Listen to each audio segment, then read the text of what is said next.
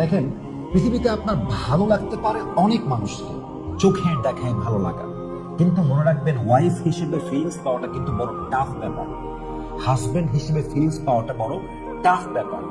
কারণ আপনি যাকে ওয়াইফ হিসেবে ড্রিম দেখেন, হালাল ভাবে লাইফ লিড করবেন আপনার মৃত্যু পর্যন্ত, এই ফিলিংসটা সবার জন্য আপনার কাজ করবে না। যদি যারটার জন্য আপনার কাজ করবে, বুঝতে হবে আপনার চরিত্র কিন্তু আহামরি ভালো চরিত্র না। তো এখন দেখেন, আপনার যদি কোনো মেয়েকে পছন্দ হয় অ্যাজ আ ওয়াইফ, যে yes this girl is really perfect two be a mother of my child, this girl is really perfect two B my wife, তো এই যে অনুভূতিটা, এই যে ফিলিংসটা, এটা কিন্তু খুবই রেয়ার ফিলিংস। আপনি এটা যাকে তাকে দেখে খুঁজে পাবেন না।